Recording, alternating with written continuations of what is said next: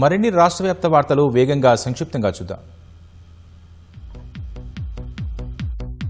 నల్గొండ జిల్లా మిర్యాలగూడలో మంత్రి ఉత్తమ్ కుమార్ రెడ్డి పర్యటించారు. అడవిదేవులపల్లి మండలం చిట్యాలలో నిర్మాణంలో ఉన్న దున్నపోతల ఎత్తిపోతల పథకం పనులను స్థానిక నేతలతో కలిసి పరిశీలించారు. ప్రాజెక్టు పనులను త్వరితగతిన పూర్తి చేసి సాగునీరు అందించాలని అధికారులను ఆదేశించారు.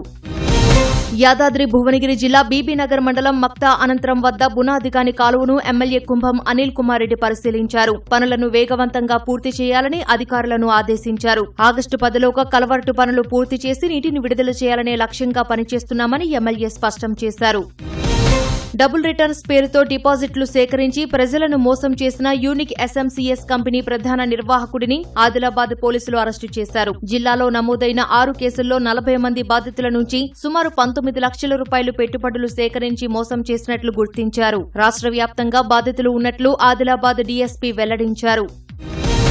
సింగరేణి చరిత్రలో తొలిసారిగా అధికారులు పీఆర్పీ పే అప్గ్రేడేషన్, బకాయిల చెల్లింపులు డిమాండ్ల సాధన కోసం రిలే నిరాహార దీక్ష చేపట్టారు. ఇల్లందులో దీక్షా శిబిరాన్ని సందర్శించిన ఎమ్మెల్యే కోరం కనకయ్య అధికారులకు సంఘీభావం ప్రకటించారు. సమస్యల పరిష్కారానికి కృషి చేస్తానని హామీ ఇచ్చారు.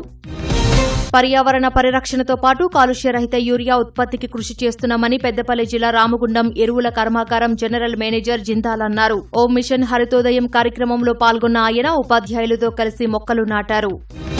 విద్యార్థుల ఫీజు రియంబర్స్మెంట్ బకాయిలను ప్రభుత్వం వెంటనే విడుదల చేయాలని మాజీ మంత్రి పువ్వాడ అజయ్ కుమార్ డిమాండ్ చేశారు. ఖమ్మంలో నిర్వహించిన రౌండ్ టేబుల్ సమావేశంలో పాల్గొన్న ఆయన విద్యార్థుల ఉద్యమాలకు బీఆర్ఎస్ పూర్తి మద్దతు ఉంటుందని ప్రకటించారు.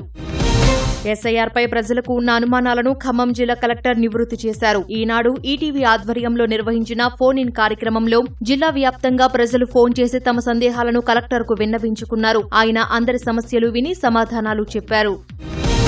రాజన్న సిరిసిల్ల జిల్లా చందుర్తి మండలం రామన్నపేటలో 2 ఏళ్ల చిన్నారి విశ్వైక నీటి సంపులో పడి మృతి చెందింది. చిన్నారి ఆడుకుంటూ వెళ్లి ఇంటి ముందున్న సంపులో పడిపోయింది. గమనించిన తండ్రి వెంటనే చిన్నారిని బయటకు తీసినప్పటికీ ఫలితం లేకపోయింది. 2 ఏళ్ల కుమార్తె మృతి చెందడంతో తల్లిదండ్రులు కన్నీరు మున్నీరుగా విలపించారు.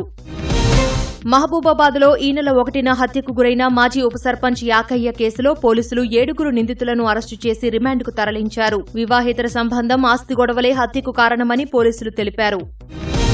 నిజామాబాద్ జిల్లాలో చోరీలకు పాల్పడుతున్న 6 నిందితులను అదుపులోకి తీసుకున్నట్లు ఏసీబీ ప్రకాష్ వెల్లడించారు. నిందితుల నుంచి 10 లక్షలు విలువ చేసే 63 గ్రాముల బంగారం, ఎర్టిగా కారు స్వాధీనం చేసుకున్నారు. బస్టాండ్లలో వృద్ధ మహిళలను లక్ష్యంగా చేసుకుని గొలుసులు, పర్సులు చోరీ చేసినట్లు విచారణలో వెల్లడించారు.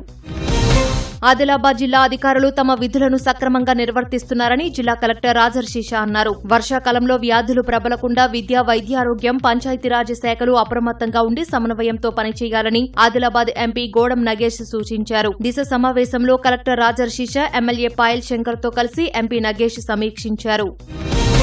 శుక్రవారం బీఆర్ఎస్ నేతల అరెస్టు సందర్భంగా తెలంగాణ భవన్ వద్ద చోటు చేసుకున్న ఉద్రిక్తతల మధ్య పోలీస్ వ్యాన్ తాళం చెవి మాయమైంది. బంజారాహిల్స్ పోలీసులు కేసు నమోదు చేసి దర్యాప్తు ప్రారంభించారు. గుర్తు తెలియని వ్యక్తులు తాళం చెవి అపహరించినట్లు అనుమానిస్తున్నారు. మరో తాళం చెవితో వ్యాన్ను స్టార్ట్ చేశారు.